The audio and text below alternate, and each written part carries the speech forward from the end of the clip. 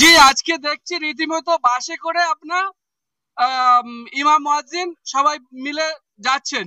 কোথায় যাচ্ছেন? আমরা এই যে উদ্দেশ্য হয়েছে বার হওয়ার, তার হলো আমাদের যে রাজ্যের মুখ্যমন্ত্রী মমতা বন্দ্যোপাধ্যায়, তেনার সঙ্গে আমাদের একটা বৈঠক আছে। আমরা ডেট চেয়েছিলাম, ওনার সঙ্গে পার্সোনালি আমরা কিছু কথা বলবো ইমাম মুয়াজ্জিনদের পক্ষ থেকে।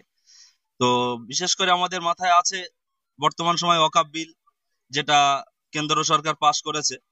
আমরা যাতে সেটা রদ করা যায় সেই কথা তার কাছে আমরা তার কাছে থ্রো করব। তিনি আমাদের এই কথায় কতটা সমর্থন করেন সেইভাবে আমরা তার সামনে উপস্থাপন করার চেষ্টা করব, যাতে আমাদের কথা সমর্থন করে এই রাজ্যের কেন্দ্রের আনা বিলের বিরুদ্ধে তিনিও সোচ্চার যেমন হচ্ছে, আশা করি আরো বেশি করে যাতে হতে পারে।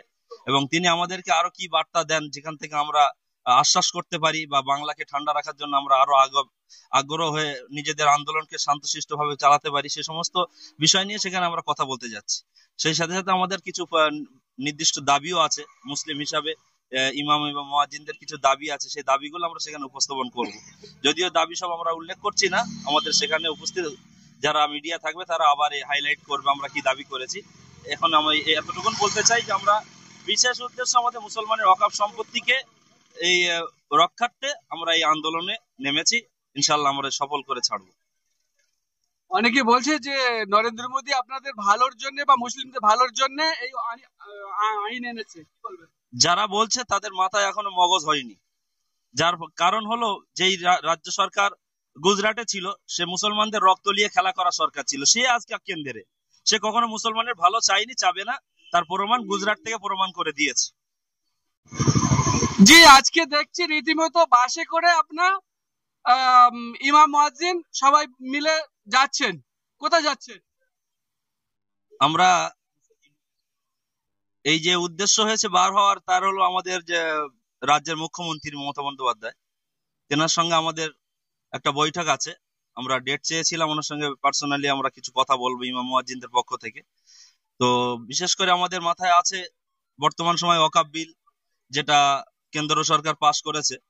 আমরা যাতে সেটা রদ করা যায় সেই কথা আমরা তার কাছে থ্রো করব। তিনি আমাদের এই কথায় কতটা সমর্থন করেন সেইভাবে আমরা তার সামনে উপস্থাপন করার চেষ্টা করব, যাতে আমাদের কথা সমর্থন করে এই রাজ্যের কেন্দ্রের আনা বিলের বিরুদ্ধে তিনিও সোচ্চার যেমন হচ্ছে, আশা করি আরো বেশি করে যাতে হতে পারে।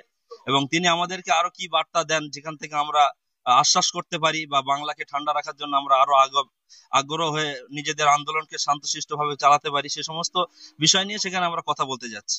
সেই সাথে সাথে আমাদের কিছু নির্দিষ্ট দাবিও আছে মুসলিম হিসাবে। ইমাম এবং মুয়াজ্জিনদের কিছু দাবি আছে, সেই দাবিগুলো আমরা সেখানে উপস্থাপন করব।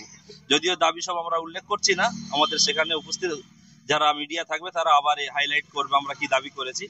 এখন আমি এতটুকুন বলতে চাই যে আমরা বিশেষ উদ্দেশ্য আমাদের মুসলমানের ওয়াকফ সম্পত্তিকে এই রক্ষার্থে আমরা এই আন্দোলনে নেমেছি।